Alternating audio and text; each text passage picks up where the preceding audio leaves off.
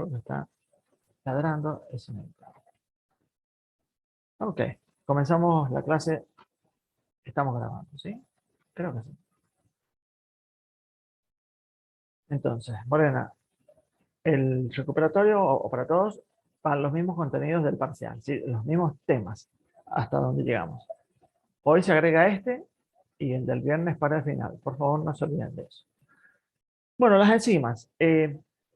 Cuando tenemos que hablar de enzimas, ¿por qué lo vuelvo a traer al tema de enzimas en este momento del año? Eh, Porque si bien las enzimas son conocidos como los catalizadores biológicos, de este tema podríamos haber hablado en la primera parte de catalizadores. Y voy a necesariamente tener que tocar un poco de la parte de química. Ahora les cambio la página, el compartido de la página. Eh, Voy a tocar un poquito necesariamente eh, los contenidos de velocidad de reacción y todo esto, porque las enzimas no son nada más ni nada menos que catalizadores. ¿Eh?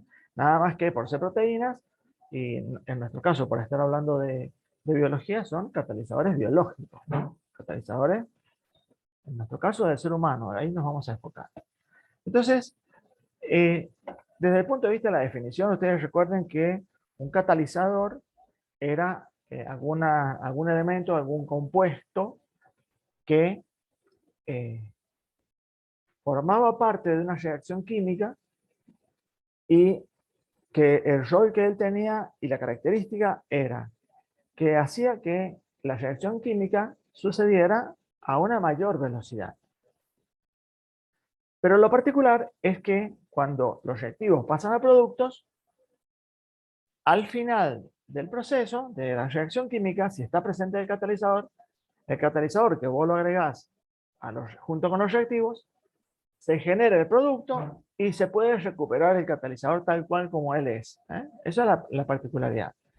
Entonces, la pregunta que aparecía en los investigadores era qué pasaba con estas sustancias que hacían que las reacciones sucedan de una manera más veloz, pero al final del camino ellos están intactos. Bueno, a partir de ahí comienza a estudiarse el fenómeno, esto de la velocidad de las reacciones y cómo se modifican y qué rol tienen los catalizadores.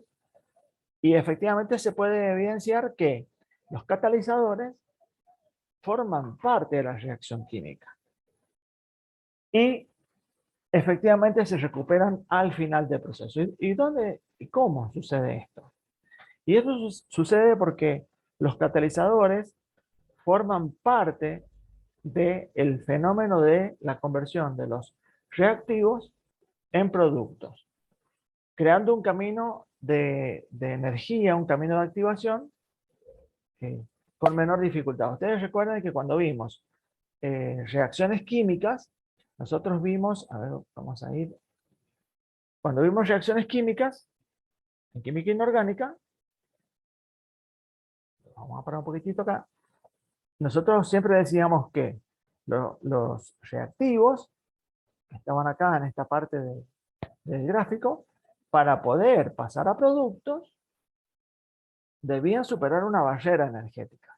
Esa barrera energética, esa energía, era precisamente lo que se denominaba la energía de activación. Entonces, bueno, para que una reacción suceda, debían existir determinados fenómenos que le permitieran al sistema poder atravesar esta barrera y pasar a productos. Pero también eh, entendemos o debemos comprender que los reactivos, cuando alcanzaban este punto, el punto máximo de la reacción, acá, de la cantidad de energía que el sistema necesita, se formaba un complejo en donde el reactivo estaba pasando a producto y viceversa, que podía ser reversible, podía volver y fracasar la reacción, no suceder, o podía pasar a productos. Ese era el instante, el momento en el cual nosotros decíamos que ahí se encontraba el estado de transición en una reacción química. Bueno, precisamente los catalizadores, en nuestro caso en particular las enzimas, tienen la particularidad de formar un estado de transición que requiere menos energía. ¿Eh? Y la gráfica sería esta. ¿Cuál sería el fundamento por los cuales las enzimas o los catalizadores logran que una reacción química suceda con una mayor velocidad? Y bueno, es precisamente esta capacidad que tienen ellas, las enzimas o los catalizadores. Recuerden que enzima es un catalizador biológico. Tienen la capacidad de formar parte del estado de transición, nada más que este nuevo estado de transición requiere menor energía de activación. Por eso, esta reacción que tenía esta barrera energética para superar, bueno, ahora lo hace por este camino que está acá, ¿no? Entonces, ese es el fundamento, ese es el modo en el cual debemos comprender cómo las reacciones químicas, cómo sucede que los catalizadores tienen esta capacidad de aumentar la velocidad de reacción. ¿Eh? Crean un camino alternativo. Entonces, ahora vuelvo a la primera diapositiva para terminar de ponerle contexto de por qué en este momento del año. Porque, como les decía yo, los catalizadores biológicos se denominan enzimas y en particular las enzimas son proteínas. Entonces era necesario entender y comprender cómo era una proteína, qué clasificación tenía, cómo es su estructura, para poder ahora empezar a imaginar de qué manera las enzimas de nuestro cuerpo tienen esta alta capacidad, esta alta especificidad, esta alta sensibilidad para reaccionar con un sustrato sin equivocarse en el camino. ¿Sí? Entonces, siempre debemos tener presentes que las enzimas son proteínas, en particular con estructura terciaria, es decir, que son globinas, ¿de acuerdo? Entonces, cuando yo les mostraba a ustedes en el capítulo de enzimas, con esta representación de los papelitos que yo hacía, globos de papel que parecían perfectamente desordenados, y hablábamos de la estructura de una proteína, primaria, secundaria, terciaria, cuaternaria, desnaturalización, coagulación. Bueno, esta estructura globular que tiene como función actuar como una enzima, es decir, intervenir en reacciones químicas, tiene un lugar, tiene lugares específicos que los caracterizan y que también te permiten clasificarlas. ¿Por qué? Fíjense en lo que dice el texto de esta diapositiva. Estas proteínas pueden ser suficientes y necesarias ellas solas para desempeñar el rol que, que tienen asignado desde el punto de vista de la función biológica. Entonces, estas proteínas pueden tener el carácter de ser enzimas que son proteínas simples, que no necesitan ningún componente accesorio para poder desarrollar su actividad, para poder actuar como catalizador. Pero también existen, que en realidad es la mayoría, enzimas que para poder eh, desarrollar el rol de catalizadores necesitan de otros componentes, necesitan de otros elementos. ¿De acuerdo? Entonces, estas enzimas, estas proteínas se dice que son proteínas conjugadas o proteínas complejas. ¿Por qué? Porque aparte de que sea necesaria la proteína, es necesario algún otro elemento más que generalmente se lo denomina apoenzima o cofactor. ¿De acuerdo? Estas definiciones, acá, fíjense lo que dice, proteínas simples, proteínas conjugadas, ¿eh? Fíjense lo interesante del texto, esto está sacado de Wolf. El grupo proteico y el grupo no proteico. Las conjugadas tienen eso. Yo puedo identificar la estructura de la proteína más otro elemento más otro componente más que se lo conoce como cofactor o apoenzima, ¿sí? Son las apoenzimas, piensen que son, es la parte polipeptídica de la enzima, es la parte proteica, estructural, y el cofactor o la, el, el cofactor es este otro elemento que es necesario y obligatorio. Recuerden que cuando la enzima es una proteína conjugada, sí o sí el cofactor se lo conoce como segundo sustrato obligatorio. Ya le voy a dar algún ejemplo. Entonces, cuando hablamos de una proteína, que es una enzima, y esa enzima tiene la característica de ser una proteína conjugada que necesita de un cofactor, cuando ambos dos están relacionados, cuando ambos dos están unidos, se lo conoce como la holoenzima. Entonces, cuando hablan de la holoenzima, está hablando de la parte proteica más el cofactor. Y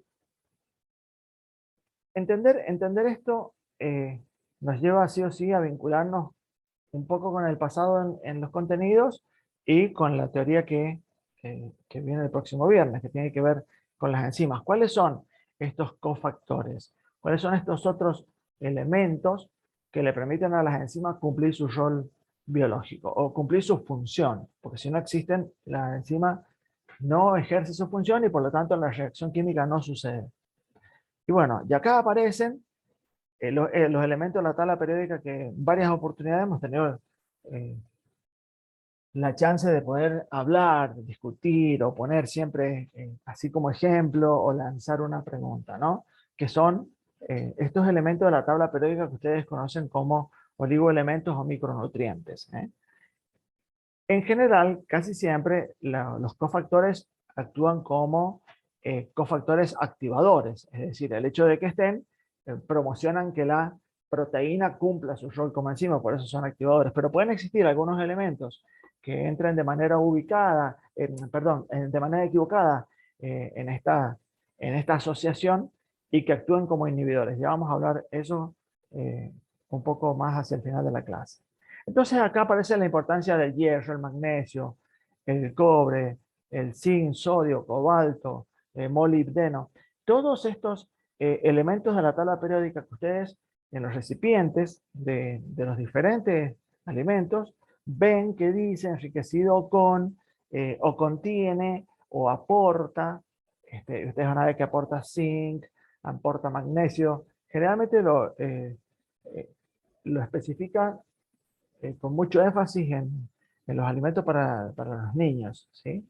Porque son sumamente importantes. Entonces, eh, es muy valioso en la nutrición poder disponer en la dieta de todos los micronutrientes y los oligoelementos. No solamente hay que quedar atrapado en el hecho de pensar en que hay que consumir proteínas, hay que consumir hidratos de carbono, hay que consumir lípidos.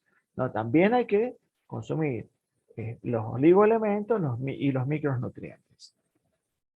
Entonces, por ahí, en un momento charlamos hidratos de carbono de fibras vegetales y yo les comentaba que si bien nosotros no tenemos la capacidad de degradar a la celulosa de las hojas de una lechuga, por ejemplo, eh, sí es necesario la incorporación de los vegetales, aunque nosotros no tenemos la enzima para degradarlo. Fíjense qué interesante. Ya en aquel momento estaba necesaria y obligatoriamente colocando la palabra enzima, catalizadores, que si ellos no están presentes, esto también es importante, recuerden, la reacción quizás en el entorno biológico no suceda. Recuerden el gráfico que vimos de energía, que ya lo voy a pasar otra vez para recordar lo que estoy presentando. Entonces, yo les dije que si bien eh, las hojas verdes que nosotros ingerimos no las vamos a digerir, ¿por qué? Porque las vamos a evacuar tal cual como fue el proceso de la masticación, el resultado del proceso de la masticación, el hecho de que ellas estén en el peristaltismo del estómago junto con el ácido clorhídrico, bueno, el ácido clorhídrico va a ir extrayendo estos vegetales, estos elementos, ¿no? Magnesio, todos los minerales que aportan y las vitaminas, que va a permitir que se vayan organificando, es decir, los van haciendo biodisponibles a estos elementos. Entonces, es necesario, toda esta dieta variada, sin que falte en el hábito alimentario incorporar proteínas, hidratos de carbono, ¿ok? Entonces, es muy importante las fuentes, el aporte de estos elementos de la tabla periódica, que siempre estoy tratando de darle valor para que ustedes comprendan que la química orgánica es tremendamente importante también para el individuo, para el ser humano. Y como les comenté recién, el hecho de que en el peristaltismo, el jugo gástrico, esté tratando de alguna manera procesar este volumen que ocupan las fibras vegetales, bueno, también ahí aparece un proceso de extracción de vitaminas.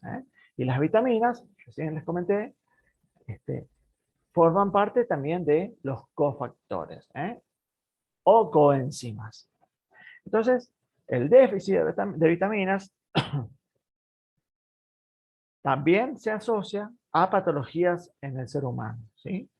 Estas patologías ya las van a trabajar para empezar a conocerlas de primera mano en la clase que viene, en la teoría que viene, porque acá aparece un poco este desafío de la nutrición en las personas que tienen la cultura vegetariana o la cultura vegana.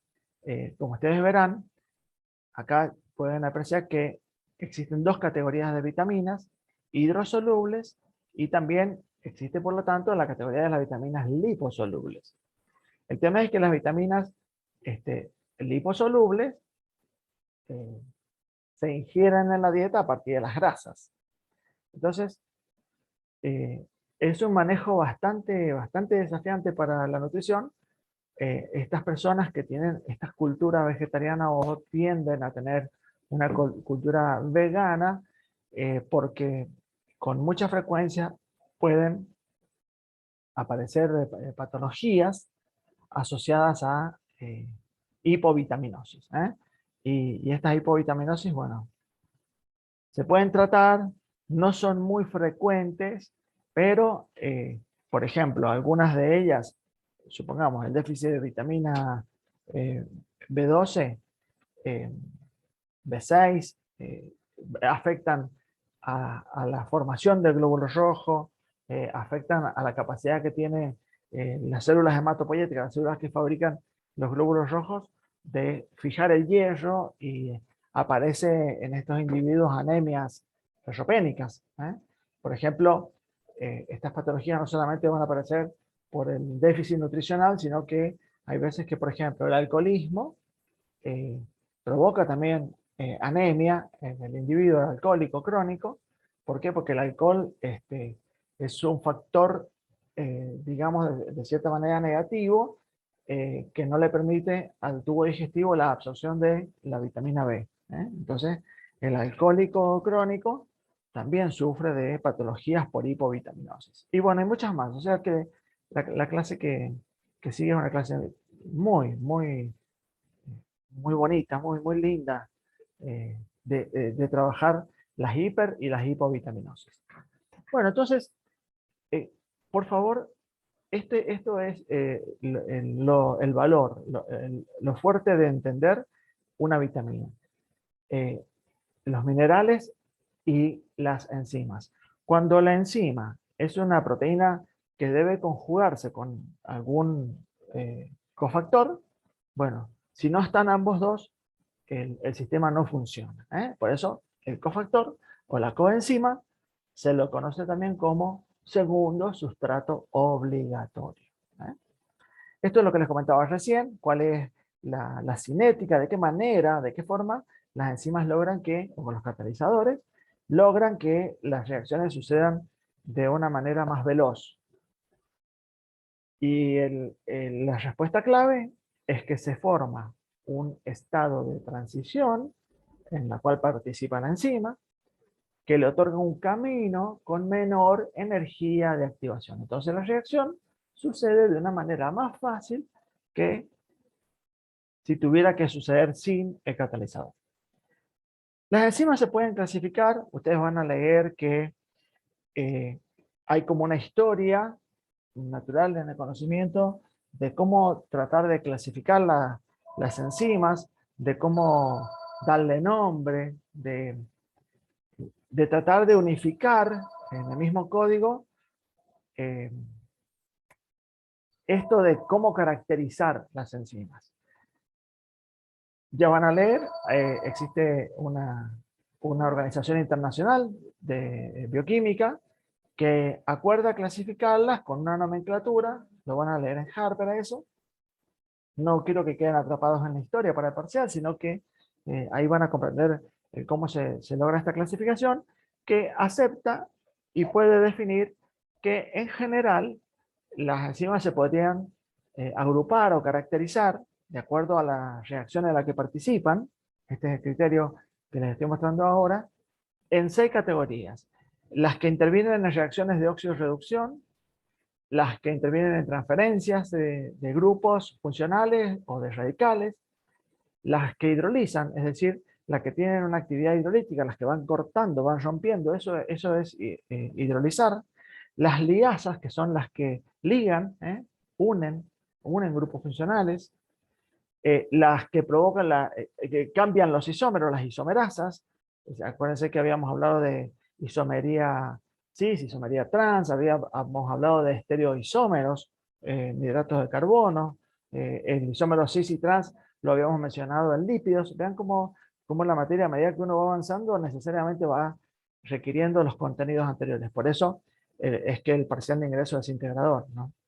Y las ligasas, estos que tienen la capacidad eh, de catalizar la unión de otras moléculas, de acoplar otras moléculas, como por ejemplo la molécula del ATP, que en realidad siempre que se une a una molécula orgánica, biológica, un compuesto fosforado, siempre en general se puede decir que está actuando como un activador o como un marcador de esa molécula para que esa marca haga que las enzimas tengan identificado cuál es el sustrato, cuál es lo que en química inorgánica se llamaría el reactivo, ¿sí? ¿Cuál es el sustrato?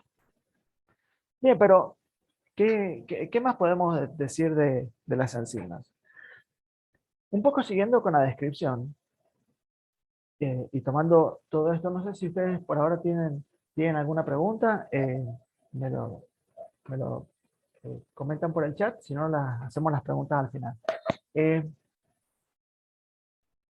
También tienen que identificar ustedes y comprender este resumen que voy a hacer de lo primero que hablé hasta este momento y voy a agregar un nombre que es sitio activo. Ustedes recuerden entonces que si bien las enzimas son proteínas complejas, esto que yo les mostré en algún momento, estructura terciaria, evidentemente están formadas por estructura primaria, secundaria, terciaria, el enlace peptídico, todo lo que ustedes saben de una proteína. Bueno, cómo esta proteína se une sin equivocarse a un sustrato, a una molécula que tiene que modificar. ¿Cómo lo logra? ¿Dónde sucede eso? ¿De qué manera sucede? Otra pregunta que también uno se puede hacer es decir, bueno, mira, pero entonces, ¿y el cofactor? Este otro componente, este otro segundo sustrato, ¿por dónde va? Bueno, en la estructura compleja de la proteína existen zonas perfectamente identificadas, caracterizadas para cada una de esas proteínas, que se pueden señalar de dos maneras. Una zona, un lugar específico, digamos una cavidad química, una cavidad estructural que hay en la proteína, que se lo conoce como el sitio activo. El sitio activo es el lugar donde específicamente se va a colocar el sustrato. El sustrato sería el reactivo, la molécula que se va a modificar a producto. Entonces, bien claro, en el sitio activo se va a unir el sustrato. Pero también en esta estructura de la proteína existen otros espacios, otras cavidades, en donde uno de ellos es el sitio alostérico. Alos significa otro, stérico, lugar o espacio. Entonces, alostérico, otro sitio, otro lugar diferente del activo, del sitio activo, diferente de esta cavidad donde va a entrar el sustrato, otro lugar en donde ahí eh, se acopla, ahí se inserta el cofactor, que el cofactor también es específico para la enzima. Acá es muy importante reconocer que todos estos procesos son específicos. Y esto tiene que ver un poco con las propiedades de las enzimas, porque una de las características de las enzimas es que las enzimas son sustratos específicas. Es decir, que una enzima, si se encuentra con un sustrato que se parece, pero no es el correcto, no participa de la reacción no sucede. Y esa es la razón por la cual las enzimas en nuestro cuerpo, en todo el citoplasma de una célula, ustedes imaginen el citoplasma de una célula. El citoplasma de una célula es un cóctel de moléculas que están en el citoplasma. Y la pregunta es, ¿cómo es posible que una reacción química suceda con una molécula en especial para convertirse en un producto específico sin que esto se equivoque, sin que esto vaya para cualquier otro lugar? Y esto tiene que ver con el hecho de que las enzimas tienen esa propiedad. Son sustratos específicas. Entonces, en este concepto de ser sustratos específicas, aparecen dos modelos de la reacción enzima-sustrato, las reacciones enzimáticas. Un modelo que se lo caracteriza o se lo denomina como el modelo de la cerradura y la llave, y otro que se lo conoce como el del ajuste inducido. Pero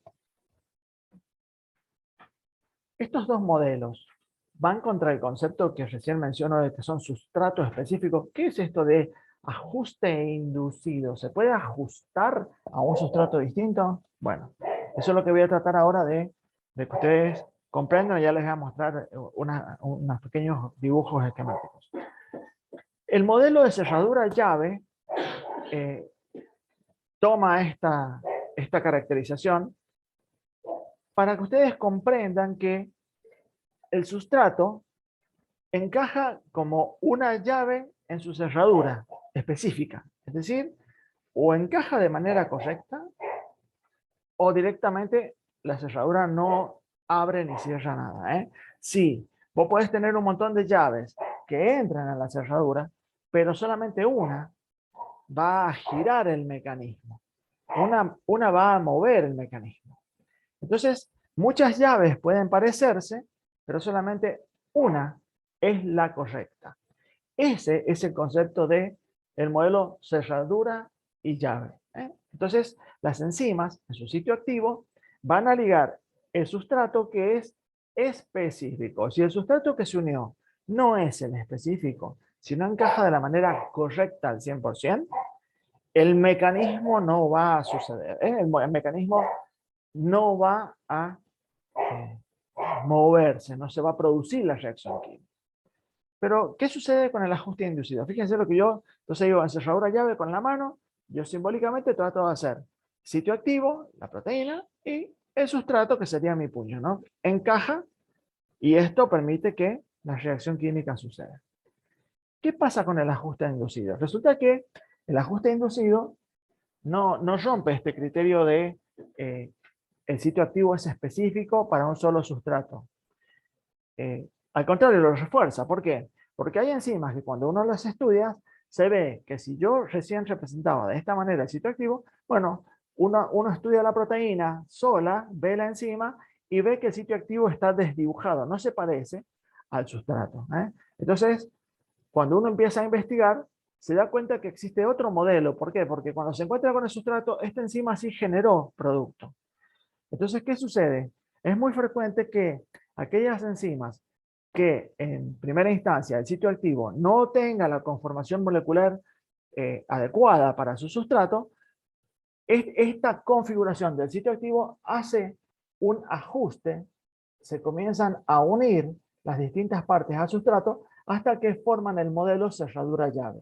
Y para que esto suceda, hay algo que la induce. ¿Qué quiere decir? Que esta forma que está así desdibujada, por decirlo de alguna manera, el hecho de que el sustrato vaya entrando en el sitio activo, bueno, algunas fuerzas de Van der Waals, algunos puentes de hidrógeno, van haciendo que la molécula, recuerden que las proteínas son dinámicamente laxas, flexibles, ¿sí? Se modifican los enlaces, no los covalentes, sino los informales, y el sitio activo, la enzima, la proteína, va tomando la forma como que ajusta, agarra al sustrato para que el mecanismo suceda. Muchas veces esto sucede gracias a que también colabora en otro lugar de la estructura de la proteína el cofactor. El hecho de que esté el activador alostérico, el hecho de que esté el cofactor, la coenzima, es decir, la vitamina, el magnesio, el molibdeno, lo que haga falta, el cobalto.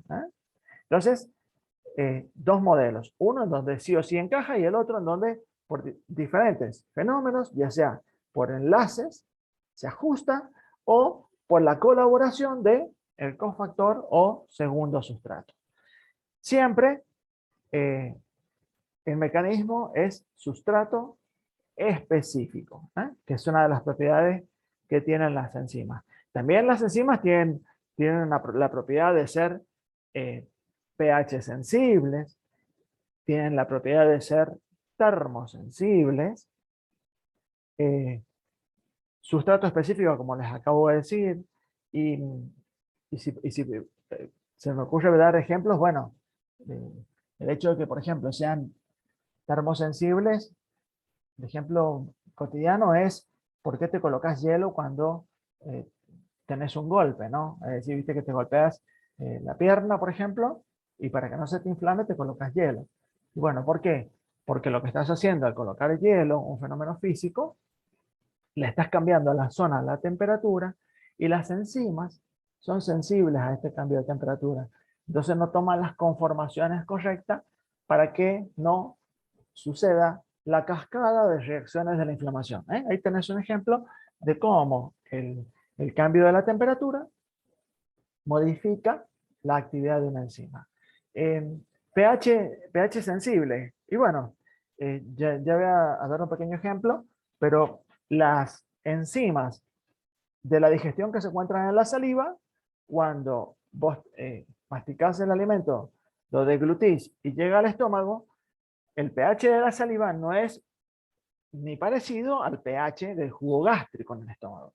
Entonces ese cambio de pH inactiva las enzimas de la boca, inclusive las inhibe o hasta inclusive las destruye, y después es necesario modificar el pH del jugo gástrico, de todo este bolo alimenticio que sale del estómago. ¿Para qué? Para que algunas enzimas vuelvan a estar al pH adecuado para ser activas. Ya voy a tratar al cierre de la clase, de dar algunos ejemplos de eso.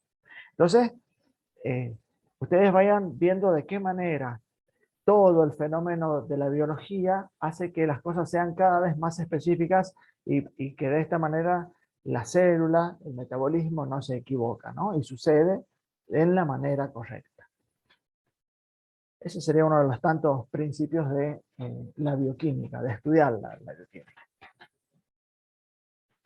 Entonces, entendiendo que las enzimas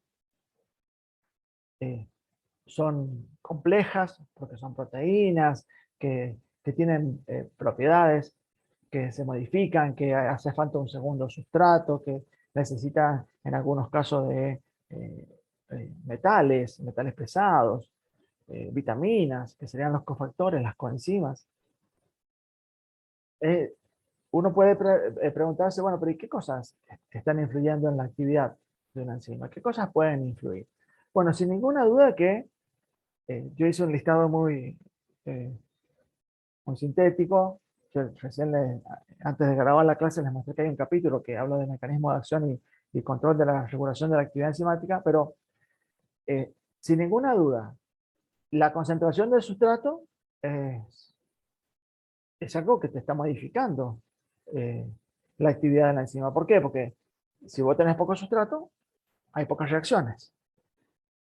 También la concentración de enzimas. Si vos tenés mucho sustrato y tenés muy poquita cantidad de enzimas, y todas van a estar trabajando al 100% y por más sustrato que haya, van a seguir trabajando a la misma velocidad, no va a haber la generación de más productos.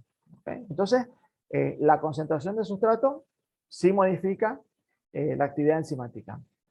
Hay que entender que las enzimas, como tienen un sitio activo en donde se une el sustrato, las enzimas se saturan, es decir, cuando la enzima está ocupada por un sustrato, hasta que la reacción no sucede y no se libera, no vuelve otra vez a tomar otro sustrato. Por lo tanto, las enzimas, los mecanismos enzimáticos se pueden saturar. ¿Qué quiere decir esto? Que si vos le agregás mucho sustrato a una cantidad perfectamente limitada de enzimas, y bueno, las reacciones van a aumentar hasta la capacidad en donde todas las enzimas están ocupadas, están todas saturadas trabajando, están todas ocupadas. Por más de que vos agregues sustrato, la reacción no va a suceder ni más rápida, ni va a generar más producto. Va a seguir generando el máximo producto que pueden hacer todo el conjunto de las enzimas que estén presentes en ese sistema. Entonces, por eso la concentración del sustrato influye en la actividad de las enzimas. Lo que recién les comenté, la temperatura, porque es una de las propiedades de las enzimas, son sensibles a la temperatura. Por eso cuando tenés fiebre, se promueven reacciones químicas distintas que cuando no tenés fiebre, de la hipotermia, por esa razón también te provoca los trastornos que genera, es decir, el ambiente de la temperatura en el abdomen, en la digestión, que tiene que ver con el aumento de la irrigación sanguínea a la zona, tiene como propósito esto, ¿no? Llevar la región donde se encuentran las enzimas de la digestión a la temperatura adecuada para que las enzimas trabajen a su máxima velocidad. Puedan la mayoría estar siempre ocupada por un sustrato, cosa que el proceso suceda de una manera más eficiente. El pH, como recién les comentaba, las enzimas de la saliva pierden su actividad cuando se encuentran con el pH del estómago, porque es muy distinto, pH 7 a pH 2, bueno, evidentemente el salto es gigante, pero no vayan a pensar que los cambios de pH deben ser así tan drásticos, ¿no? De pH 7 a pH 2, pequeñas variaciones del pH, muy, pero muy pequeñas, son suficientes para inhibir numerosas enzimas, quedan directamente inactivas.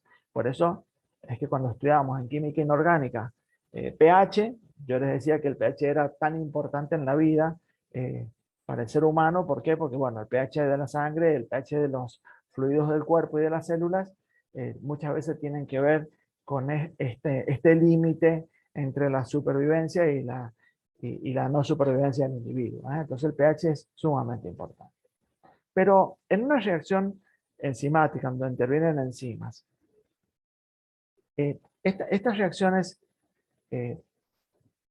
pueden ser de alguna manera bloqueadas, reguladas, porque hasta ahora estuve diciendo que los cofactores alostéricos activaban las reacciones, son necesarias para que éstas sucedan. Bueno, existen fenómenos o mecanismos en los cuales la actividad enzimática pueda ser frenada, disminuida o inhibida. Y bueno, sí, ya comenté que si modificabas la temperatura, se modificaba la reacción de la acción de las enzimas. Si modificabas el pH también, la concentración, pero de una manera más específica. ¿Las enzimas pueden inhibirse? Y sí, las enzimas se pueden inhibir. Y acá yo quiero dejar referenciado para el parcial que ustedes van a encontrar en algunos textos que dicen que existen inhibidores reversibles e inhibidores irreversibles de las enzimas. Y en el texto, si ustedes siguen leyendo, cuando hablan de inhibidores irreversibles, hablan del envenenamiento de las enzimas. Bueno, nosotros vamos a tomar como una manera de expresar este tópico de la siguiente manera. Los inhibidores, si envenenan las enzimas, evidentemente no la están inhibiendo, la están eliminando del sistema, la están frenando de forma irreversible. Por lo tanto, los venenos actúan de esa manera. Entonces, un inhibidor es aquel que modifica, que frena en cierta manera la reacción y la acción de la enzima. Entonces, un inhibidor irreversible es un veneno. Envenena la enzima de manera irreversible, esa enzima no sirve más, esa enzima no se puede recuperar. Como por ejemplo, el envenenamiento con cianuro. Por ejemplo, el envenenamiento con cianuro provoca el bloqueo de la acción enzimática de vías muy específicas e importantes, por ejemplo, en la cadena respiratoria de enzimas, que lo hacen de manera irreversible. Por eso es tan mortal el envenenamiento por cianuro. Por ejemplo, por citar uno, también hay envenenamiento por órganos fosforados, por pesticidas, distintos pesticidas. Entonces, el inhibidor irreversible para nosotros es un veneno. Directamente elimina la acción de la enzima de forma definitiva. No funciona más, es irrecuperable. Entonces, sí nos interesa pensar y entender qué características pueden tener aquellos inhibidores, aquellos elementos, aquellas moléculas, aquellas sustancias que pueden modificar la actividad de una enzima y que lo hacen de una manera reversible. Es decir, la frenan y tarde o temprano pueden llegar a recuperar la enzima su acción. Que esto es lo que realmente sucede en el cuerpo humano y es un modo de la biología que nos otorga la posibilidad de tener en nuestro metabolismo ciclos, como por ejemplo el ciclo menstrual, la manera en la forma en que se secretan de un modo controlado las hormonas de la tiroides, el eje tiroideo, ¿no? Si yo tengo consumo de hormonas tiroideas, mi organismo, ¿cómo sabe que debe fabricar más hormonas tiroideas? ¿O cómo sabe que debe dejar de fabricarlas? Porque si no pasamos a una patología que es el hipertiroidismo. Bueno, todo esto tiene que ver con los mecanismos de inhibición que las enzimas en las vías metabólicas, que no son nada más que una sucesión de reacciones químicas en donde intervienen enzimas, bueno, estas enzimas van de una manera u otra inhibiéndose y liberándose para seguir trabajando. Ya les voy a compartir algo que les pasé muy rápido antes de grabar la clase. Pero si bien en el libro de Harper ustedes van a encontrar un capítulo que habla de todos estos fenómenos en detalle, en un detalle muy particular, yo me permito resumir dos tipos de inhibición. Una inhibición competitiva, clásica, y una no competitiva. Y acá ahora les voy a decir cuáles son las pistas. Recuerden entonces, inhibidores, tarde o temprano nosotros entendemos que el inhibidor de alguna manera va a ser desactivado o sacado del sistema de forma tal que en algún momento la enzima vuelve a recuperar la actividad. Porque si la enzima no recupera la actividad es un veneno. La enzima se envenenó y por lo tanto no sirve más.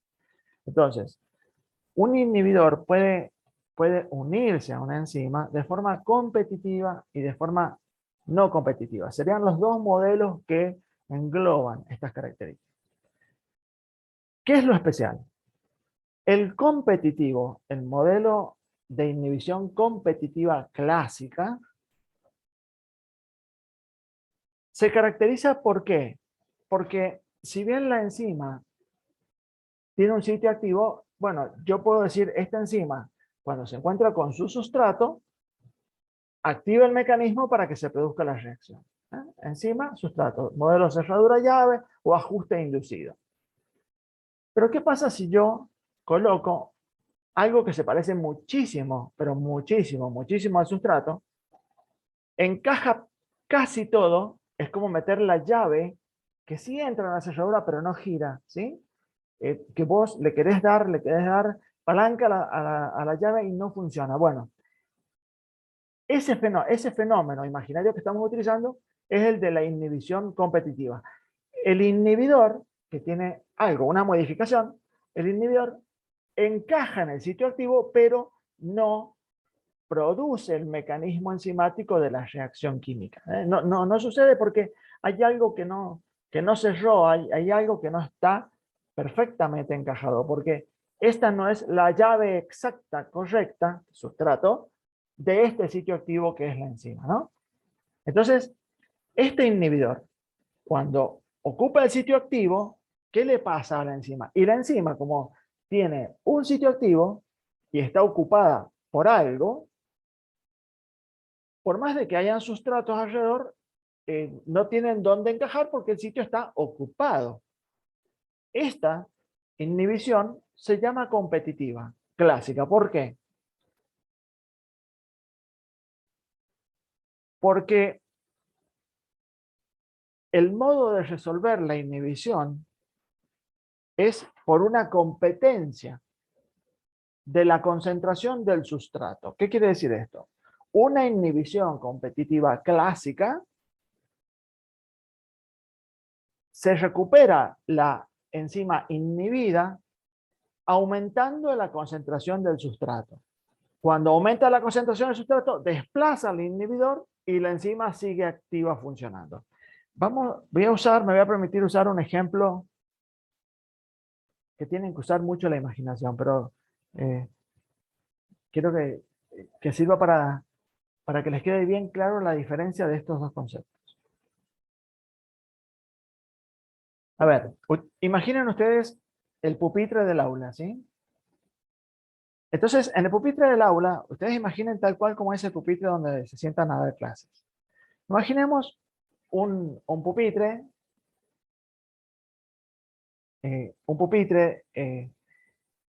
que está señalado para que se siente una señorita, ¿sí? Y que en esta reacción enzimática, el producto que se genera es el conocimiento, ¿eh? Entonces, cuando una alumna se sienta en ese pupitre para tomar la clase, aprende, ¿sí? Entonces, ese pupitre es para una señorita.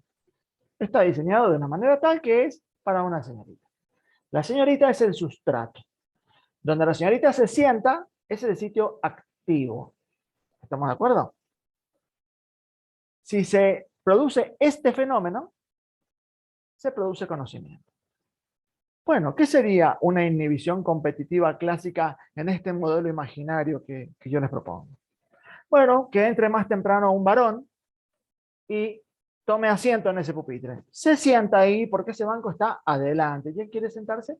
Enfrente. Porque él también quiere aprender. Pero él ocupa el lugar que es el sitio específico, el sitio activo, ¿de quién? De una señorita. Entonces, si se sienta un varón, no se va a producir el fenómeno de aprendizaje. Este es el modelo imaginario que yo les propongo. Ok, bárbaro. Llegan las señoritas.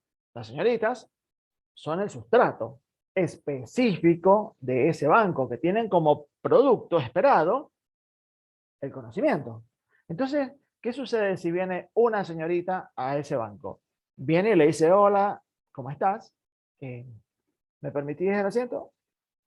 Y el chico te dice, no, llegué primero. Claro, pero este asiento es mío. Sí, pero yo llegué primero. Claro, pero es que si yo no me siento ahí no aprendo. Pero yo llegué primero. ¿Qué está sucediendo en esta cosa así muy loca que yo estoy diciendo? Y está sucediendo que algo que se parece al sustrato, pero no lo es, no está permitiendo que el proceso enzimático suceda. Por lo tanto, a ese banco, a esta enzima, la tiene inhibida de la acción. Mientras este sustrato, en este caso un varón, esté sentado ahí, este banco no va a producir el producto, no va a dar lugar al producto. Entonces, ¿qué sucede? La señorita viene y le dice, bueno, pero mira, buena onda, ¿no? Sí, pero llegué primero. Bueno, ya llama a una amiga y ya son dos que le piden, mirá, por favor, el banco, ¿nos das el banco? Y ya son tres, y ya son cuatro, y hay un momento en el cual van a ser tantas señoritas, la cantidad suficiente como para poder desplazarlo del banco al chico, por más de que esté agarrado, porque él se ha sentado y se ha ligado el lugar, se ha conectado con todos los enlaces posibles. pero no el 100% porque no es el sustrato específico. Pero en algún momento van a haber tanta cantidad de señoritas que van a lograr desplazarlo. Y cuando lo desplacen del asiento, del pupitre, a este inhibidor, el pupitre queda disponible y 100% funcional para que se siente la señorita y produzca el conocimiento. El sustrato específico. Entonces, lo que está sucediendo ahí es un fenómeno de competencia. El sustrato puede competir con el inhibidor para desplazarlo. ¿Y cómo lo logra? Y bueno, aumentando la cantidad de sustrato de manera tal que logren desplazar y sacar al inhibidor para que la enzima recupere su actividad. Ese es el fenómeno de la inhibición competitiva clásica. Bueno, ahora, ¿cuál es la no competitiva? Por favor, anoten esto antes de que yo avance. La inhibición competitiva clásica, el inhibidor se localiza, se ubica en el sitio activo de la enzima. Y esta inhibición se puede liberar compitiendo. ¿De qué forma? Con el aumento de la concentración del sustrato. El aumento del sustrato y yo libero la enzima para que pueda seguir trabajando. Bueno, ahora la no competitiva. Vayan pensando en la palabra y no perdamos este modelo imaginario del banco. La no competitiva tiene que ver con lo siguiente. El banco, el pupitre, que está diseñado para una señorita, el inhibidor en la no competitiva no se localiza, no se une en el sitio activo. Esta es la diferencia, no se une en el sitio activo. Es decir, el pupitre, donde se sentaría la señorita, ahí no se ubica ningún varón. Imaginemos que el varón se ubica en la parte de los pies, debajo del tablero del pupitre, ¿no? Que se ubique ahí, agachado, porque él quiere estar de rodillas en ese lugar del banco mirando la pizarra.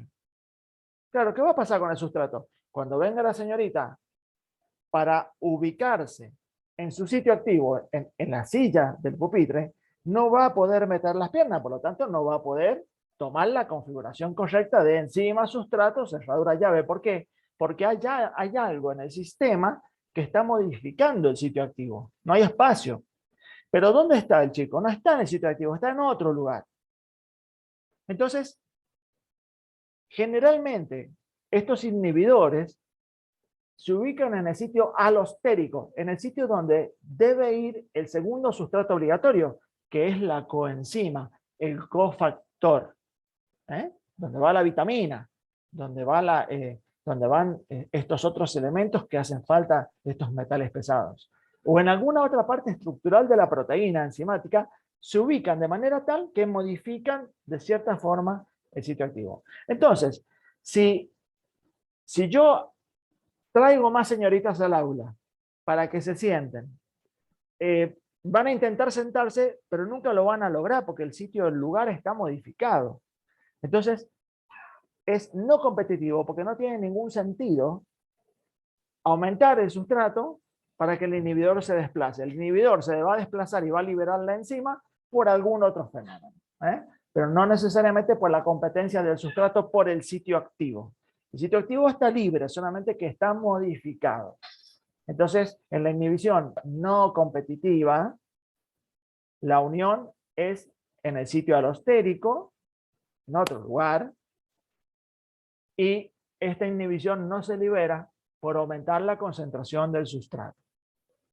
¿Cuándo se va a liberar? No sé, serán distintos fenómenos. Quizás, tal vez en este sistema imaginario que yo estoy usando como ejemplo, disculpen lo ridículo que puede parecer, y tal vez, no sé, si empiezan a mojar el piso, tal vez el chico salga del lugar. Cuando sale, el sitio activo otorga la configuración correcta para que la señorita se siente y la enzima sigue trabajando. Por eso en todos estos casos son inhibidores, porque la inhibición es reversible. Siempre es reversible. Siempre tarde o temprano se puede recuperar la actividad. Bueno, uno de estos conceptos de las inhibiciones competitivas y no competitivas tiene que ver también con con muchos medicamentos, ¿sí? Muchos medicamentos se fabrican para que sean inhibidores competitivos o no competitivos en determinadas reacciones enzimáticas. Por dar una de miles de referencias que hay en las ciencias médicas, de cómo controlar la actividad de una enzima. Bueno, esto que le puse acá, que les he colocado acá, es el modelo resumen, ¿no? La enzima con el sustrato, que sería aquello que se va a generar en producto, forma el complejo, este complejo enzima-sustrato, que es este complejo activo que le permite un camino energético diferente, más fácil, y al final del proceso, el sustrato se va a modificar a producto y la enzima se va a liberar. Esto es una representación gráfica del mecanismo enzimático. Esta imagen que he traído acá es un poco para poner gráficamente también qué es el sitio alostérico, ¿no?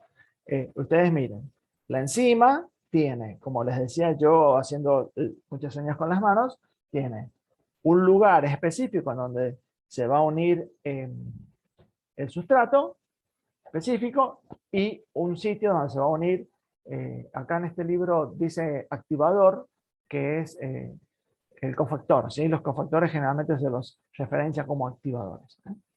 El cofactor, este sería el sitio alostérico, el otro sitio que no es el activo, pero este componente es necesario y obligatorio, por eso se lo conoce como segundo sustrato obligatorio. De forma tal que el complejo enzima-sustrato solamente va a funcionar, miren, acá tiene una forma distinta que esto. Esto trata de mostrar el ajuste inducido. Acá tenía otra forma. El hecho de que se unió el activador, el cofactor, le permitió a la enzima que su sitio activo tome la configuración correcta para el sustrato específico. Entonces acá está, en este dibujito me pareció bastante oportuno traerlo por esto, ¿no? Porque acá está mostrando cómo el sitio activo está modificado, pero ha ligado, ha fijado su sustrato específico. Esto es también una representación gráfica del modelo del ajuste inducido. Bueno, y esto que les estoy mostrando ahora, les estoy compartiendo, trata de, también así de una manera esquemática, de referenciar el fenómeno de inhibición competitiva clásica y no competitiva. Entonces, fíjense ustedes que el sustrato se une al sitio activo, se forma el complejo enzima-sustrato, se produce la reacción química y se libera el producto. ¿Qué acción tiene el inhibidor? Y el inhibidor en la competitiva clásica, ¿dónde se unía? Y bueno, la respuesta correcta es en el sitio activo, que tiene de cierta manera una similitud, pero no es la llave correcta. Bueno, entonces se une, forma un complejo y la enzima queda ahí, inhibida, de ahí no sigue. ¿Cuál es la dificultad? Y la dificultad es que cuando llega el sustrato, el sitio activo está ocupado. Es lo que yo trataba de mostrarle con los bancos. ¿Sí? No quiero pasarme en el tiempo. También les traje una representación de una inhibición no competitiva. Acá se muestra cómo el sustrato encaja en el sitio activo, complejo enzima sustrato, producto. Fíjense, el inhibidor se une en otro lugar de la enzima. El sitio activo no está ocupado por nadie. Entonces el inhibidor se une en el sitio alostérico, modifica la estructura de la proteína que hace que haya un cambio en el sitio activo, entonces no encaja específicamente el sustrato. El sustrato no puede formar el complejo enzima-sustrato. ¿Y hasta cuándo va a suceder esto? Hasta cuando algún otro mecanismo químico haga que esta molécula salga del lugar donde se unió y la enzima vuelve otra vez a tomar su conformación. ¿Ok? Entonces, estos fenómenos de inhibición, voy a pasar. Hola Carolina, te estoy viendo en cámara recién ahora, discúlpame, estaba concentrado con la clase. Bienvenida a la clase. Hola chicos, ¿cómo están? No te hagas problema, Raúl, te vengo escuchando, así que no hay problema. Te escucho muy bajito, pero bueno. Bienvenida, bienvenida. Ahora les voy a mostrar eh, lo que recién les comentaba de cómo nuestro cuerpo, con estos fenómenos de inhibición eh, competitiva y no competitiva, regula las vías metabólicas. Esto que les voy a compartir está compartido de Harper, esto ustedes lo tienen en el libro. Miren, por ejemplo, esta es una vía metabólica, es la representación de una vía metabólica. Esto que estoy señalándoles acá con el mouse. A ver si me puedo agrandar para que ocupe un poco más. Uy, me encandila. A ver si ahí se ve bien. Bueno, fíjense.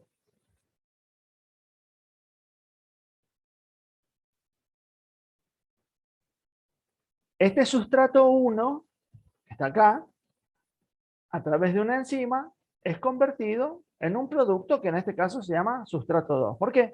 Porque estas son las cosas que suceden en las vías metabólicas del cuerpo. Una vía metabólica es una sucesión continua de reacciones químicas, en donde el producto de una reacción química es el sustrato de otra enzima. Entonces, este sustrato por una enzima es modificado a un sustrato número 2, que es la llave correcta que encaja en otra enzima. Y así sucesivamente. El producto de una reacción es el sustrato de otra enzima.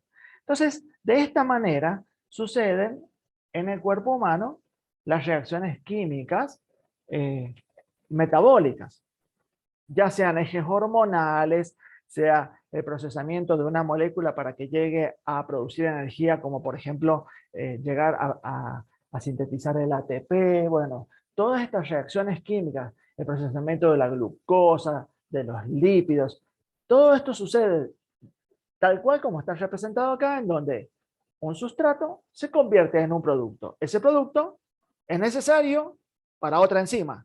Por lo tanto, es un sustrato para la segunda reacción. Y así sucesivamente. ¿Qué sucede con estas vías metabólicas? Ustedes piensen que arranca, imaginemos, una molécula, y si esto avanza sin límite, se produce, por cada molécula se producen una, dos, tres, cuatro productos finales.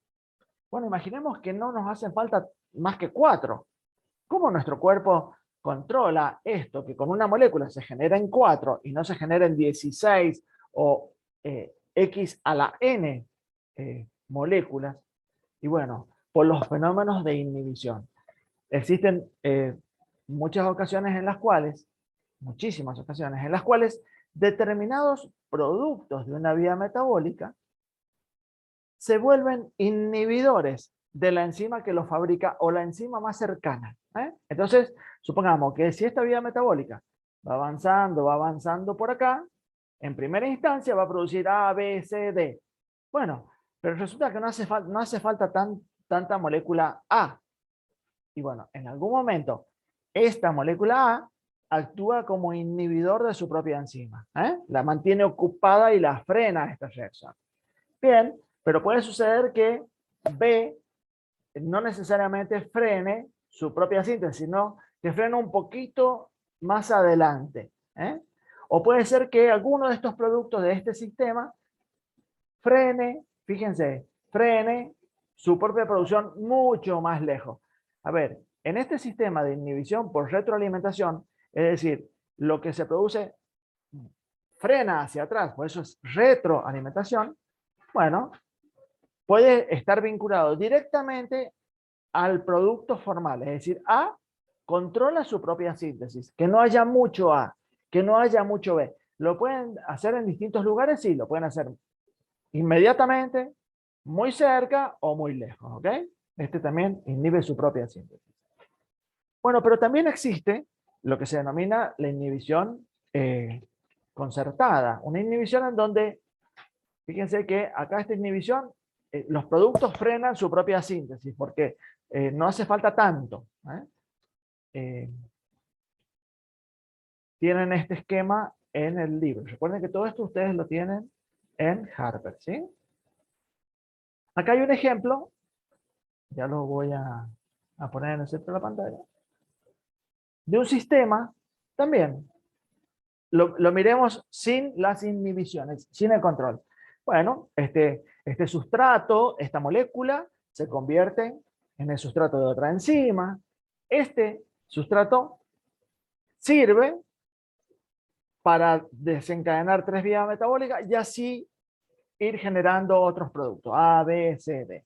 Bien, ¿qué es lo que se ve acá? ¿Qué es lo que pasa con este mecanismo de retroalimentación? Fíjense que acá el título dice retroalimentación múltiple. También en algunos casos se lo conoce como concertada. ¿Por qué? Porque fíjense, es el mismo sistema, nada más que si vemos la retroinhibición simple de recién, A podía regular su propia síntesis. B también podía regular la propia, que son estas líneas segmentadas. Pero ¿qué pasa? Si el sistema es muy complejo, y para que sea mucho más precisa la regulación y no se vaya desviando exageradamente por distintos caminos, bueno, puede ser que B directamente frene toda la síntesis completa. Fíjense que C, D, los productos finales bloquean directamente que esto no suceda más. Entonces, esto le da al sistema una regulación mucho más precisa, sin que las reacciones químicas se desvíen por caminos no esperados, o si se espera que lo hagan, no lo haga de manera descontrolada. Entonces, supongamos que nosotros frenamos la síntesis de A y de B por su propia regulación. Claro, pero los sustratos que están entrando van a hacer que aumente la carga del producto D y la carga del producto C. Y si esto se vuelve perjudicial, bueno, entonces ellos retrocontrolan todo el sistema, lo frenan más adelante para que no haya una sobrecarga de reacciones químicas con un exceso de productos no esperados. Este fenómeno, este esquema que ustedes ven de regulación múltiple, es lo que sucede generalmente en las vías de producción de nuestras hormonas, ¿sí? Nuestras hormonas, por ejemplo, el eje tiroideo, nuestras hormonas en donde involucran la hipófisis, la glándula tiroides y las células donde van a actuar, bueno, nosotros fabricamos glándula tiroides. ¿Gracias a quién? A una señal del hipotálamo que le da a la glándula que se encuentra en la hipófisis, la pituitaria, que produce un estimulante que hace que la tiroides secrete T3 y T4, que son las hormonas tiroideas. Bueno, pero cuando hay suficiente cantidad de hormonas tiroideas, estas hormonas le dicen a su propia glándula, no me fabriques más, porque somos demasiadas. Claro, pero la glándula tiroides dice, bueno, ok, te entiendo, pero no te comprendo porque hay alguien que me está diciendo que fabrique la hipófisis. Y claro, pero entonces, ¿qué hace? Le dice avisarle a la hipófisis, retroinhibición a la hipófisis. Claro, y a la hipófisis le dicen, mira, no necesitamos más tiroides. Sí, pero hay alguien que me lo está diciendo, que es el hipotálamo. Bueno, le avisemos al hipotálamo. Entonces, todos los productos de esta estimulación en cascada son reguladores e inhibidores múltiples. Entonces, un producto final le puede avisar a todas las partes del sistema de que debe frenar un poquitito, porque si no vamos a pasar a una patología que se llama el hipertiroidismo, por ejemplo. ¿Ok?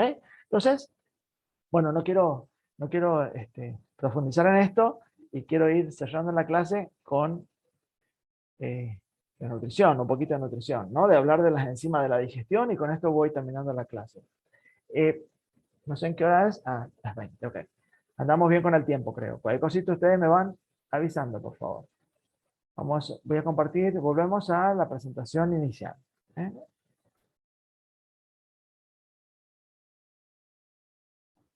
¿Por qué puse el tubo digestivo? El tubo digestivo me pareció interesante colocarlo para ir pensando cómo en la digestión aplican todos los conceptos de enzimas y están presentes de una forma terriblemente importantes y fundamentales. Si bien las enzimas provienen de fuentes distintas, de órganos diferentes, ya les voy a hacer una pequeña referencia, quiero que ustedes tomen toda la teoría y sientan que aplica formalmente a la carrera, a comprender la necesidad de entender estos procesos. Por ejemplo, cuando nosotros, creo que un día les propusimos con la profesora que masticaran una miga de pan y que se concentraran en el sabor en la boca, ¿no? De tenerlo en la boca, tener en la boca la miga de pan, tenerla en la boca la miga de pan y sentir cómo al principio tiene sabor a levadura, se siente un poco que tiene la sal, porque el pan está hecho con sal, pero tarde o temprano esta miga se comienza a tornar dulce. Esto tiene que ver con el hecho de que al pH adecuado de la saliva, las glándulas parótidas, las glándulas salivales, estas que están acá, representadas en el esquema, secretan una enzima que se llama la amilasa. Esta amilasa tiene un sustrato específico, que es el almidón, por eso tiene ese nombre, que entra en la clasificación que yo les mostré en las primeras diapositivas, ¿no? Y esta amilasa, ¿qué acción va a tener? Y va a tener una acción específica sobre el enlace alfa 1,4 glucosídico del almidón. Miren cómo el examen final es integrado, porque estoy hablando de hidratos de carbono, estoy hablando de polisacáridos. ¿Y por qué nuestras papilas gustativas comienzan a sentir dulce? Y porque la amilasa rompe los enlaces alfa 1,4 del almidón y libera unidades de glucosa, que como propiedad organoléptica tienen la capacidad de otorgar el sabor dulce. Entonces, este es un ejemplo de cómo una enzima, que ustedes pueden probarlo haciéndolo con una amiga de pan, inclusive mientras estamos ahora en la clase, ejerce su efecto sobre un sustrato que es el almidón.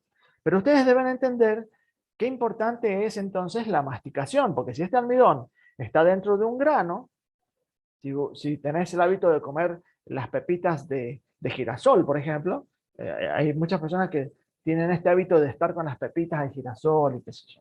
Bueno, es necesario, o granos de choclo, es necesario la adecuada masticación para que todo lo que está con la corteza de celulosa, nuestra dentadura, rompa esta corteza y deje expuesta a la saliva, donde está la enzima, que es la amilasa, deje expuesto el almidón que está dentro del grano de los cereales.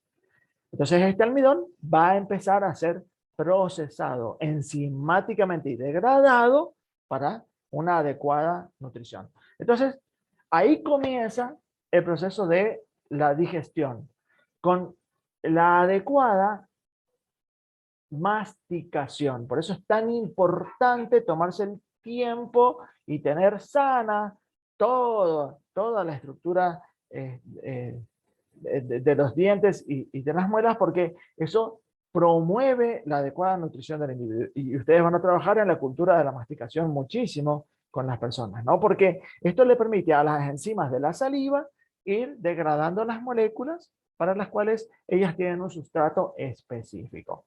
¿Qué le pasa entonces a este bolo alimenticio que tenemos en la boca? Cuando lo deglutimos, va a ir por el esófago y va a llegar al estómago. Y en el estómago, ¿con qué se va a encontrar? Lo que les dije hace un ratito, el jugo gástrico. El jugo gástrico es un componente líquido que tiene ácido clorhídrico, en donde el pH de la saliva 7 pasa a pH 2, entonces la amilasa que va en este bolo alimenticio, bueno, evidentemente no está a su pH correcto, se inhibe por completo, pierde la actividad. La amilasa se anula cuando cae al estómago. Llega al estómago y ahí el peristaltismo, esto de que el estómago está moviéndose por contracciones musculares peristálticas, tiene como propósito, entre tantas cosas, que el ácido clorhídrico se vaya mezclando y vaya liberando estos oligoelementos, los micronutrientes que al principio de la clase también les mencionaba, ¿no? Las vitaminas, los minerales que están en los alimentos, ¿sí? Y este proceso va rompiendo enlaces covalentes de las proteínas, porque el jugo gástrico trata de romper las estructuras proteicas y comienza ahí la digestión de, por ejemplo, la carne, en fragmentos cada vez más pequeños. Entonces, estos componentes estructurales muy grandes van siendo procesados hasta péptidos. En un momento, todo este bolo alimenticio que está en el estómago pasa al duodeno, pasa al intestino. Ya voy, vamos por acá. A ver. Sale del estómago y pasa al duodeno, que es la primera porción del intestino. ¿Pero qué sucede? Sucede, por eso tiene diferentes colores. Sucede que el pH con el que sale de acá al duodeno es 2, 2,5, es un pH muy bajo. Tiene que ir a pH 7. Tiene que ir a pH 7. ¿Por qué? Porque las enzimas del estómago son activas solamente a pH 7. Y bueno, ¿y cómo se logra esto? Bueno, el páncreas, a través de distintas señales y estímulos que ya van a estudiar, recibe una señal en donde esa señal le avisa al páncreas que a través del conducto pancreático se libere un chorro de bicarbonato. El bicarbonato, recuerden que lo estudiábamos al principio, es un compuesto que actúa como un buffer, que neutraliza el pH del entorno. Habíamos hablado del pH de la sangre y el sistema bicarbonato. Bueno, este bicarbonato se inyecta ¿para qué? Para que toda esta masa que sale del estómago y pasa al duodeno, inmediatamente este pH tan agresivo sea neutralizado. Porque si no, la mucosa del duodeno se va a deteriorar. Y es así que cuando hay algunas alteraciones en el esfínter acá del estómago, el cardias y el píloro, bueno, el hecho de que el jugo gástrico pase al duodeno provoca úlceras, ¿sí? Y si sube por el esófago también provoca úlceras que se denomina hernia hiatal.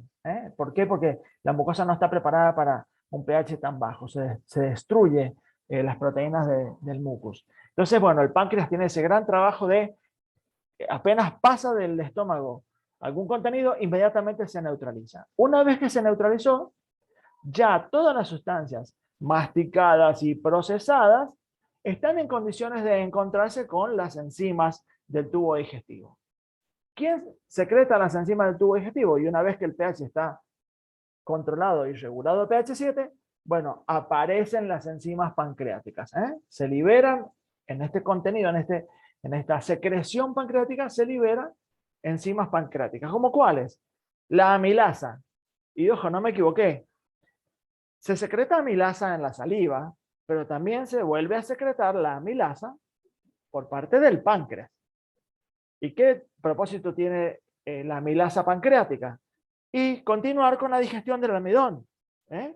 Porque recuerden que en la boca no lo tuvimos el tiempo suficiente y que ese procesamiento se frenó en el estómago, pero sigue efectivamente nuevamente en el tubo digestivo, en el intestino.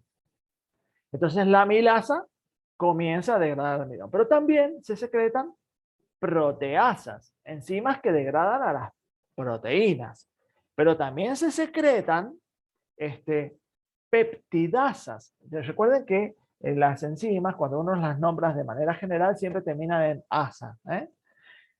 Peptidasas. ¿Qué hacen las peptidasas? Y bueno, cuando la proteasa rompió las proteínas en pequeños péptidos, pequeños segmentos de aminoácidos, de secuencia de aminoácidos, bueno, las peptidasas hacen esto, que la estructura compleja se convierta en péptidos.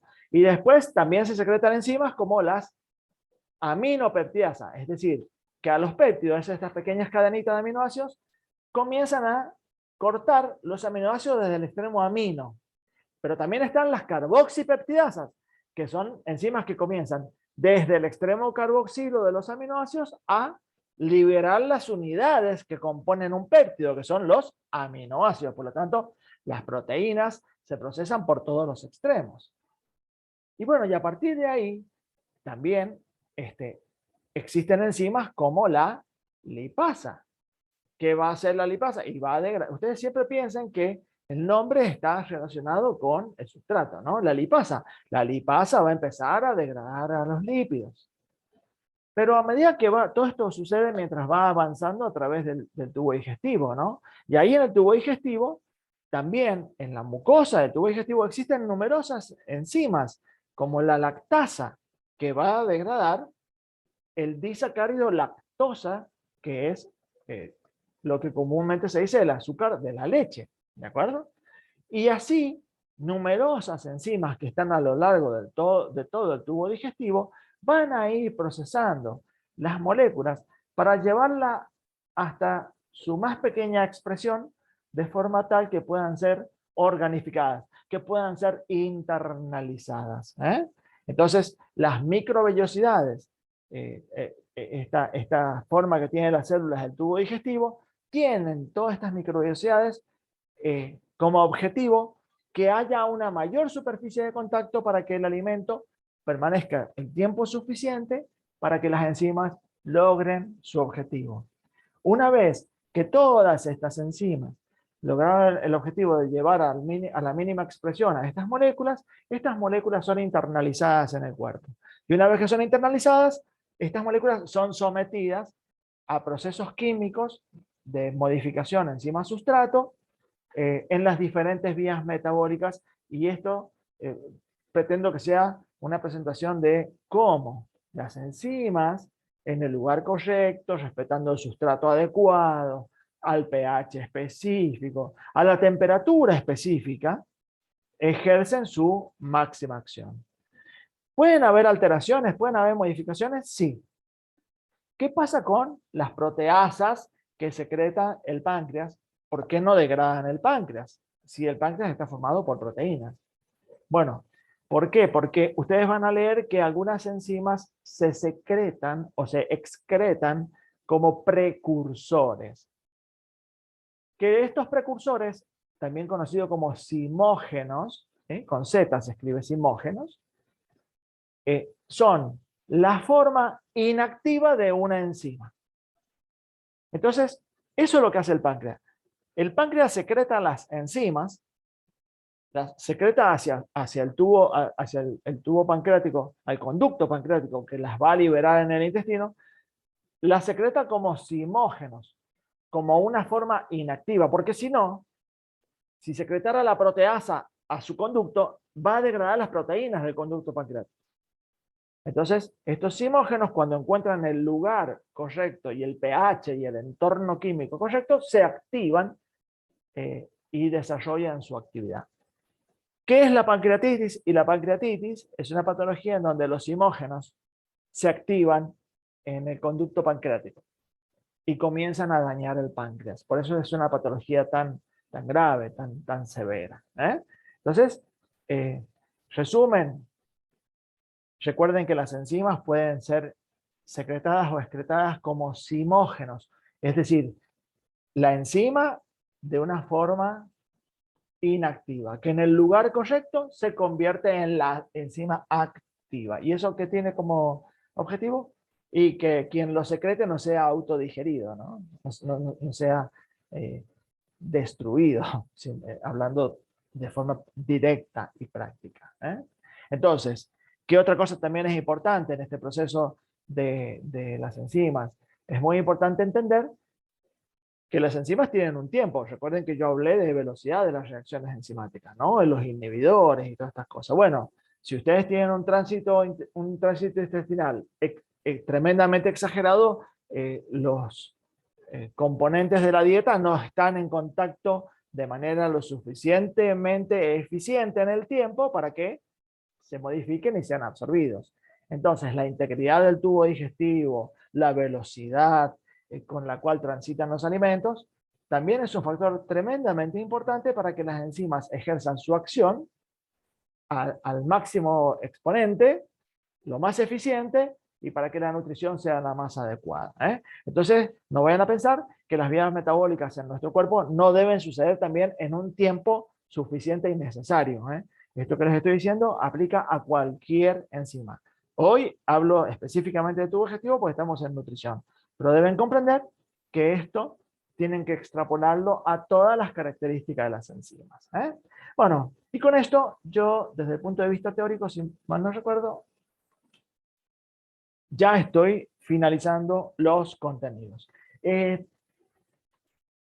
Bueno, dejo abierto un poquito el diálogo para que, si quieren hacer alguna pregunta por el chat, algún comentario, qué les ha parecido la clase, alguna inquietud que haya quedado por ahí no resuelta, algo que no se haya logrado comprender.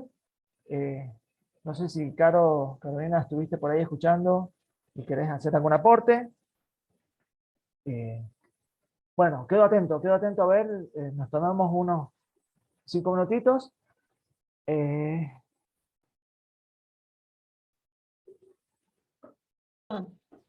Decirles a los chicos que ya tienen que irse preparando, que voy a subirles en la plataforma. ¿Querés que lo escriba en el chat? Bueno, si querés decirle algo, Porque te escucho muy bajo el volumen. Si vos no me escuchás, a lo mejor los chicos tampoco. No, sí te escucho, pero muy bajo. Pero no sé, chicos, si si les llega bien el sonido de la profesora. Dice que les está subiendo material a la plataforma en este momento, ¿ok? Sí te escuchan, Carolina. Bueno, lo que Andrés, vos comentás, el gráfico es una representación esquemática muy general, ¿sí? Para poder comprender que un producto puede inhibir su propia síntesis, ya sea de forma inmediata o de forma lejana. Y esto puede afectarlo a él o a otros productos más. Es decir, que el mecanismo de regulación se puede volver, y es muy complejo en biología, pero también eso le permite que sea muy preciso y muy fino, pero muy preciso. Y cuando digo preciso, le comento que las hormonas se secretan en valores de concentración de nanogramos y de picogramos, que son concentraciones extremadamente pequeñas. Así que ustedes imaginen lo delicado de la regulación de la síntesis en las vías metabólicas. Y es gracias a esto que se combinan de manera cooperativa un montón de procesos. Nada, Sí, te escuchamos, Carval. Decirles a los chicos que yo voy a subir unas poquitas preguntas con algunas opciones sobre este tema en la plataforma. No tienen evaluación, no tienen calificación, solamente están subidas con la intención de poner otra vez en movimiento todo lo que venimos estudiando. Respóndanlas y en la próxima clase vamos a ver qué tal respondieron, ¿sí? ¿Qué porcentaje de ustedes ha aprobado, qué porcentaje no? Pero solamente como un ejercicio puertas adentro, si se quiere, ¿sí? Como si fuera alguien, no me gusta decir como si fuera la mamá de ustedes, pero como si fuera la mamá de ustedes que les está tomando una lección y que tiene ya de antemano cuáles son las correctas, ¿sí? De manera que respóndanlas con algo de seriedad, sin consultar el material de estudio, solamente para que funcionen como un mecanismo de control de lo propio que cada uno de nosotros ha aprendido, ¿sí?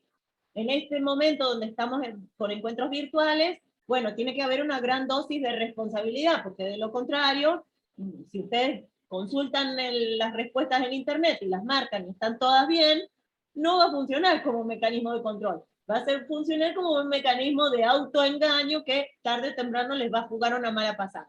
Entonces respóndanla, y aunque respondan mal, es más válida esa respuesta equivocada que una respuesta acertada tomada del material bibliográfico o consultada con alguien experto o tomada de internet. Es por eso nada más que interrumpo la clase, se las voy a subir ahora en un ratito nada más.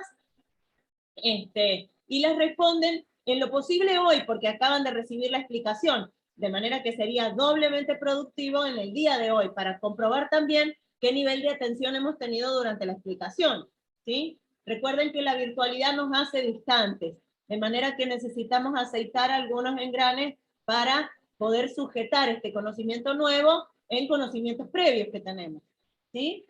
Se llama cimentación, así que hay que hacerlo. Bueno, bárbaro, entonces la escucharon a la profe. Resumen, creo, hagan el ejercicio, háganlo y sean honestos con ustedes, porque no hay calificación, no hay ninguna clasificación, ni tampoco vamos a asumir ninguna categoría de que si ustedes saben o no saben. Eso es muy importante. Va a resultar reprobado, nadie Nada, no es vinculante. Yo siempre digo que...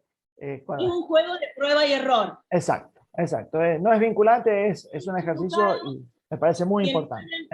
Quienes hayan marcado una opción que no era la correcta, tendrán la posibilidad de escuchar a sus compañeros que seleccionaron otra opción y que la puedan justificar. Entonces quizá eso también nos acerca como grupo de pares para ponernos a estudiar. Tal cual. Bueno, Caro, ¿alguna otra cosita? No. Bueno, chicos, si les parece, vamos finalizando la clase. Recuerden el valor que le he puesto a la clase del día viernes. Vuelvo a reiterar este tema, enzimas, los 3 capítulos que ustedes vieron cuando yo se los mostré al principio, lo tienen que ampliar de Harper, recuerden. Estos 2 temas, el de hoy más la clase del viernes, se agregan al examen final de ingreso. Y también que les quede bien en claro que quien tenga que recuperar el parcial de química, se recuperan los contenidos evaluados. Es decir, estos 2 contenidos no van a formar parte del recuperatorio. ¿Está bien? Así que en ese sentido, se quedan tranquilos. ¿Ok? Bueno, ¿alguna pregunta? Si no hay ninguna pregunta, será un hasta pronto. Las notas del parcial, me dijo la profesora que las iba a comunicar apenas las tuviera, la profesora Meli. Así que yo creo que nada, entre hoy o mañana ya deberían estar, ¿sí? Seguramente las va a subir a la plataforma también, para que ustedes conozcan cada uno la nota que tienen, ¿sí? Seguro va a ser así, sin ninguna duda. Así que bueno, nos vemos. Seguramente yo voy a estar pasando un ratito el viernes, por si tenemos algo que charlar o discutir. Y bueno, espero que estén todos muy bien, que la hayan pasado bien con la clase y que realmente haya sido orientadora y que hayan podido comprender. Así que traten de hacer el ejercicio de la profe para ver si realmente quedó la idea, esta idea global que yo traté de aportarles con ejemplos. Chicos, gracias por el tiempo, gracias por la tolerancia, por la atención. Caro, nos quedamos 5 minutos, no te vayas, no te desconectes. Chicos, Sí, nos vemos. Pueden salir del aula. Chao, profe, gracias. Adiós, que anden muy bien.